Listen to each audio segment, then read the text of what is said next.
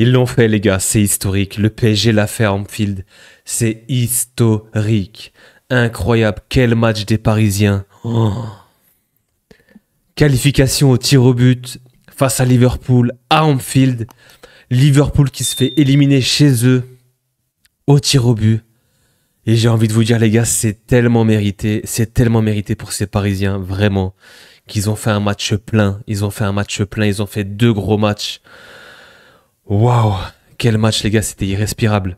Et pourtant, j'étais un spectateur neutre, hein, mais c'était irrespirable. Franchement, j'arrivais plus à tenir et c'était incroyable. Quel match. Les 2 équipes se sont rendues coup pour coup et c'est le PSG qui s'en sort, qui sort vainqueur et qui est qualifié en quart de finale. Et comme je l'ai dit, franchement, les gars, au vu des 2 matchs, c'est mérité. Félicitations à Paris, félicitations au PSG et félicitations aux Parisiens et aux supporters parisiens, vraiment. Waouh, on va essayer de revenir sur ce match. Il s'est passé tellement de choses, les gars. Mais le PSG l'a fait. Le PSG l'a fait, c'est historique, c'est fou, c'est incroyable. Vraiment, j'ai du mal à y croire. Au tir au but. Mais quel match ils ont fait. Je pense à Donnarumma qui fait un match extraordinaire comparé à son match aller, qui se rachète, qui se rattrape. Je pense à ce milieu de terrain exceptionnel. Avec Pedri, comme je l'avais dit. Neves et Vitinha, c'est ce qui se fait de mieux. Vraiment, les gars, c'est des top players. Déjà à leur jeune âge, ils font preuve d'une maturité. Et ils sont tellement sereins au milieu de terrain, ils ont tellement régulé le match, etc. Et voilà, Nuno Mendes, sa première mi-temps, on peut en parler aussi. On va essayer de revenir crescendo sur ce match. Liverpool qui avait commencé sur les chapeaux de roue. Vraiment, au bout de 5 minutes de jeu, il y a eu 2 grosses occasions de Mohamed Salah, un sauvetage sur la ligne de Nuno Mendes. J'ai eu un peu peur pour le PSG, honnêtement, à vrai dire. Ça a commencé sur les chapeaux de roue. Cette ambiance déjà, You'll Never Walk Alone, le stade, etc. C'était vraiment une nuit magique de Ligue des Champions. C'était incroyable. À chaque fois que j'entends ce chant, vraiment j'ai des frissons. J'en perds un peu mon parler, là je suis encore un petit peu excité. Pourtant voilà, comme j'ai dit, je suis un spectateur neutre, mais il y avait tellement de tension dans ce match. J'étais tellement stressé pour les 2 équipes. Et félicitations à Paris parce que sur les 2 matchs, et franchement, d'un point de vue football et contenu, ils le méritent. Donc je disais, cette ambiance à Liverpool, à Anfield, ce chant, j'espère vraiment pouvoir aller le vivre un jour, aller au stade et vivre ce chant parce que franchement c'est quelque chose. Et tout de suite, ouais, cueilli à froid les Parisiens. Au bout de 5 minutes de jeu, déjà des grosses occasions. Mais il y a eu des contres tout de suite. Il y a eu des très très beaux contres pour le PSG qui ont plutôt été bien amenés et plutôt bien négociés. J'ai encore les images du PSG, de la joie des joueurs. Franchement, c'est exceptionnel, c'est mérité pour eux, vraiment. Ils font vraiment partie des meilleures équipes européennes. Ils font partie du top 3 facile, hein, avec Liverpool justement, avec le Barça. Franchement, c'est très très beau à avoir joué. Et on va encore voir du Paris en Ligue des Champions. Donc, je m'en mêle un petit peu, les gars. Je suis un peu ça part un peu dans tous les sens, mais il y a tellement de choses à dire sur ce match. Donc du coup, je disais, les transitions, super bien jouées. Il y a ce but de Dembélé, les gars. Il y a ce but de Dembélé où ça part de lui. Il ouvre pour Barcola. Il y a un pied hors-jeu. Honnêtement, pour moi, les gars, il n'y a pas hors-jeu, on s'en fout. Et franchement, les hors-jeux à un orteil, on respire plus, c'est bon. Barcola qui part sur le côté, ce centre. Konaté qui fait cette erreur, qui essaie de tacler. Dembélé en renard des surfaces qui vient la pousser au fond. 1-0. Le PSG rattrape déjà son retard. Juste derrière, t'as encore des occasions et des transitions tellement mal jouées.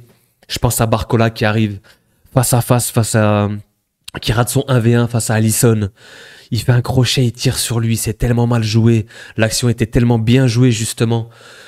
Pas longtemps après, encore en première mi-temps, en contre-attaque, encore en transition, Dembélé qui pousse trop son ballon, Alisson qui lui sort dans les pieds.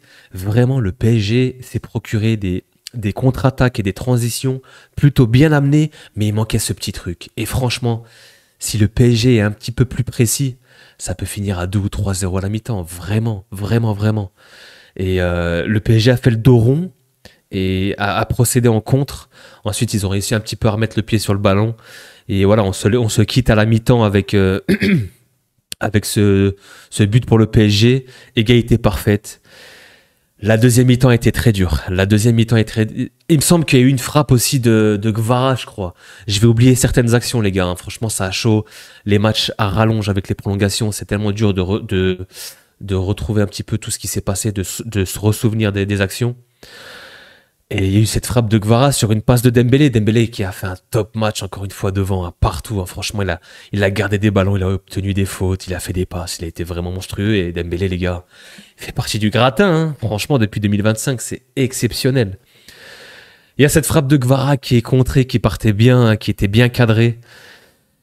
Et honnêtement, ouais, le PSG a eu pas mal d'occasions hein, quand même. Hein. Et en deuxième mi-temps, c'était compliqué pour eux. Liverpool a commencé à accélérer, à mettre le pied sur le ballon. Il y a eu des temps forts, des temps faibles. Le PSG a su gérer hein, ces temps faibles. Et Liverpool aussi, à vrai dire. Les temps faibles, les temps forts étaient plutôt bien gérés. C'était un peu un match ping-pong. Hein. Chacun avait ses temps forts, ses temps faibles. Chacun avait ses actions, etc.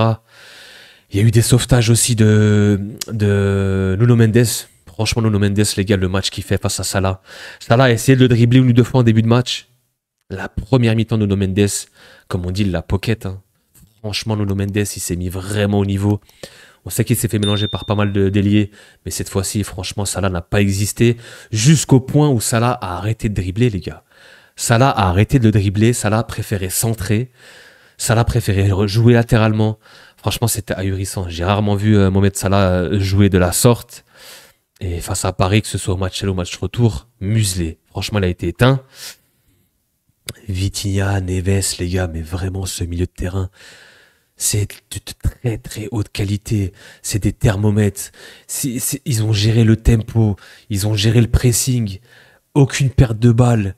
Même quand il y avait un pressing, ils savaient jouer calmement, contrôle, passe, toujours les bons choix. Vraiment, c'est des milieux de terrain de très haute qualité. Ils ont fait tout le match. L'influx nerveux, le stress à l'extérieur comme ça. Franchement, c'est à leur âge, hein, ils sont très très jeunes. C'est du très très haut niveau. Franchement, rien à dire. Qu'est-ce qu'on peut parler de quoi encore? On a des individualités. Il y a Marquinhos qui a pris ce carton jaune, donc il sera suspendu au match retour. Ça, c'est une info à prendre aussi. Ouais, il y a Pacho qui a fait un énorme match encore. Hein. Pacho. Les gars, je pensais pas que Pacho était aussi bon, mais qu'est-ce qu'il est solide. C'est un rock. Honnêtement, Pacho, sur des interventions, sur des retours, il a fait un petit peu peur par moment, mais il a été solide dans l'ensemble, hein, vraiment. Et l'équipe au complet a été solide dans l'ensemble, vraiment. Gvara aussi a très très bien défendu, a fait les efforts défensifs. Il y a eu des corners dangereux. Hein. C'est vrai que sur corner, ça faisait un peu flipper pour le PSG, mais Donnarumma, les mecs. Donnarumma. Parce que même, ok, sa séance de penalty, mais les sorties aériennes, combien de ballons? Il faudrait aller voir la stat après sur FootMob. Sur FootMob, pardon. Mais combien de ballons il a dégagé dans sa surface, des corners. Il a mis les points, il s'est fait bousculer par Konaté, par Van Dijk. Top match de Donnarumma. Honnêtement, c'est en partie à cause de lui qu'au match aller, tu perds ce match. C'est grâce à lui que tu gagnes ce match au match retour. Et dans le match, il a été exceptionnel. Et dans sa séance de tir au but, bah voilà, il a sorti 2 tirs au but et il n'y a rien à dire. Franchement, il s'est racheté. Et je suis très content pour lui parce que c'est un bon gardien. On le sait, c'est un très bon gardien.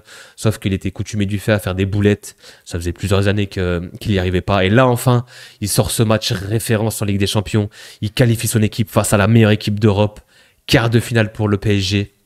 On verra ce sera contre qui. Il me semble que c'est soit Aston Villa, soit Bruges. Si je dis pas de conneries, j'ai plus le bracket en tête. Ouais, franchement, Donnarumma, exceptionnel. Il y a eu des rentrées de Désiré Doué. Quel joueur, les gars, Désiré Doué. Déjà au match aller, on avait pu le voir. Il était rentré, une qualité technique. Quand Bruce Gralek dit que c'est un meilleur dribbleur que CR7, je suis peut-être pas si sûr que ça. Hein. On va peut-être pas aller jusque-là, mais en tout cas, c'est un super dribbleur. C'est un très très bon dribbleur. Il l'a encore montré ce soir. Il a été pertinent, il a été provocateur, il a fait que des bons choix. Il a eu cette frappe du gauche qui passe à ras le poteau. Il a eu cette frappe du droit qui passe à ras le poteau. Franchement, il s'est pas caché. Hein. Il a marqué son penalty aussi, le penalty vainqueur. Il vient faire cette célébration un peu clean. Non, franchement, les gars, qu'est-ce qu'il est en train de vivre? Son transfert de Rennes au PSG pour vivre ça, Ligue des Champions. Franchement, Luis Enrique, ce qu'il fait avec les jeunes, avec cette équipe, les gars, c'est incroyable. Et honnêtement, les gars, ce PSG, pas parce qu'ils sont qualifiés, mais ce qu'ils ont démontré, la supériorité dans le jeu, dans la qualité technique, parce que même en prolongation, on va y venir, mais en prolongation, la deuxième mi-temps du PSG, ils peuvent plier le match. Hein. Liverpool était à bout de souffle, Liverpool n'en pouvait plus, ils sont restés derrière, ils étaient acculés, il n'y avait plus d'efforts défensifs, rien du tout. Ils avaient plus de concentration. Et le PSG, avec Vitinha, avec Neves, avec Doué, avait encore comment dire, cette intelligence de garder ce ballon, de jouer propre, de pas se précipiter. Même en deuxième mi-temps des arrêts de jeu, c'était exceptionnel. Franchement, non, cette équipe du Paris Saint-Germain est déjà très très mature pour son jeune âge. C'est une des plus jeunes équipes, du tournoi, hein, de la Champions League. On a eu cette tête aussi de Quensa, il me semble. Et ce corner, cette tête de Quensa, il n'y avait pas hors-jeu. Il me semblait qu'il y avait un hors-jeu qui avait été signalé, mais pas du tout hors-jeu. Cette tête qui tape le poteau, qui passe devant la ligne. Les gars, c'était un film, un scénario. Il s'est passé tellement de choses. J'ai dû oublier plein de choses, mais les deux équipes se sont rendues coup pour coup, honnêtement. Et je pense quand même que le PSG était un cran au-dessus. De par le match aller, où ils les ont terrassés, ils les ont écrasés, sur domination. Et dans ce match retour, honnêtement, les gars, il y a eu... chacun a eu ses temps forts, chacun a eu ses temps faibles. C'était un match un peu ping-pong, franchement, c'était plaisant à regarder. Hein. C'était un match plaisant à voir. Ça partait dans tous les sens, à toute berzingue. Et honnêtement, quand même, le PSG a montré un peu plus de maîtrise dans l'ensemble du match. Même jusqu'aux prolongations, ils m'ont impressionné jusqu'à la fin du match. Et Didier Donnarumma, ouais, qui sort ce match XXL. On va aller faire un tour sur les stats, honnêtement. Je vous mets tout de suite sur les stats de ce match. Donc 4-1 au péno, Dembélé qui marque encore, Dembélé en 2025, c'est exceptionnel. Donc Nunes qui rate son penalty, Curtis Jones aussi, les arrêts de Donnarumma. Voilà, dans l'ensemble, honnêtement, comme j'ai dit, 54% de possession, les gars, à Anfield, 2,50 XG, c'est incroyable. 21 tirs, 4 cadrés, voilà, ça peut se rejoindre. Honnêtement, les gars, 21 tirs, 8 cadrés, plutôt 4 grandes chances. On voit quand même que si on regarde la barre de momentum, si j'arrive à la trouver. Ouais, c'est vrai que quand même Liverpool, comme j'ai dit, Liverpool a eu ses gros temps forts surtout en deuxième et en fin de deuxième mi-temps de prolongation, le PSG a maîtrisé. Honnêtement, le PSG a fait le match parfait, les gars. Le PSG a fait son match parfait. Et au vu du match aller, ça aurait été tellement cruel pour eux. Pour moi, c'est mérité. Pour moi, c'est mérité, les gars. Ça se joue à pas grand-chose. Ça avait le goût, ça avait l'odeur d'une demi-finale de Ligue des Champions, honnêtement, et pas d'un huitième. Franchement, ça avait le goût d'une demi. Ça m'a rappelé un peu le City et Real Madrid, honnêtement. Un petit peu. Je parle plutôt dans la physionomie, hein, pas dans le contenu, bien sûr. Mais honnêtement, le PSG, chapeau. Quel match. Bon, ils ont perdu Marquinhos pour le match. Je sais pas si c'est en quart de finale, Marquinhos pourra jouer. Il me semble que non. Je sais pas, faudrait regarder. Chapeau le PSG, honnêtement, c'est incroyable ce qu'ils ont fait. Ce sera contre Aston Villa ou Bruges, on checkera ça demain. Liverpool qui sort. Donc on peut avoir un PSG en demi-finale, logiquement s'il continue comme ça, contre peut-être un Real Madrid, peut-être un Arsenal. Waouh, ce PSG les gars, moi j'aimerais pas les affronter. Hein. Si le Real passe, honnêtement, ensuite il y a Arsenal encore, mais...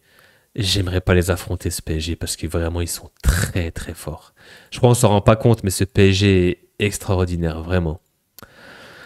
Les gars, c'était un petit débrief assez rapide, on a parlé du match, j'ai oublié plein de choses.